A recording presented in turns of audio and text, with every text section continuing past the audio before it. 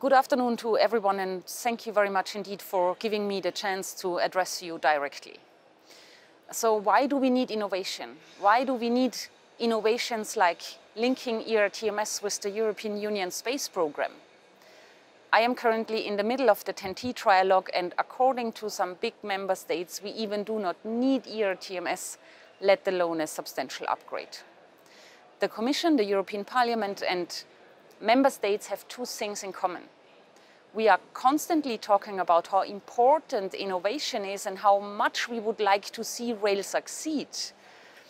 The problem is, innovation is driven by competition.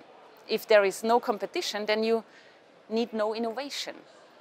Stable long-term GDP growth is depending on innovation.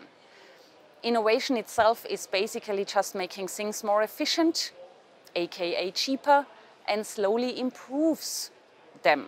It's an effort. It needs smart people in R&D, and there should be a business case. Sadly, the railway sector is a bit short of competition, except for the early days where a locomotive could drive through Europe and unlock whole continents around us. However, since more than a century, railway is stuck in various national borders. Please don't get me wrong. Being more efficient, being innovative is of course important for incumbents, but sometimes I have the feeling that keeping the market closed seems to be almost as important. Sure, the market is now more open than it was before, but if we look at the passenger side, almost every train is running on PSOs. If a privately owned company has the chance to get a train pass in order to compete, then it is still competing against the taxpayer. And as it stands, the taxpayer has deep pockets. The same is partly true for the supply industry. How often did I hear that ERTMS deployment is not possible because the industry can't deliver on time?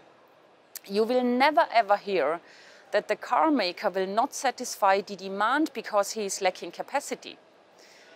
This only happens during a pandemic and geostrategic cost shortages of raw material or crucial components. I never heard that we are lacking chips or raw materials in order to equip Europe with ERTMS on time. Sure, it would certainly help if we agree on one standard with one, and I cannot stress it enough, only one authority, which is called European Railway Agency, and which should be the only one responsible for permitting procedures.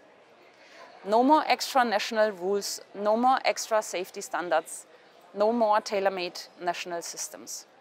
I truly believe that we need to be true Europeans on that one. If we do not unlock the single market for rail, then we will not see the benefits. However, and I'm coming to an end now, I would kindly ask you to also promote a railway system which rewards innovation, which is striving to improve its efficiency, which needs to be more productive with fewer resources. If we would have such an environment, then I would not need to argue with certain member states if 2060 is not a bit late for implementing ERTMS. I wish you a successful and rewarding event.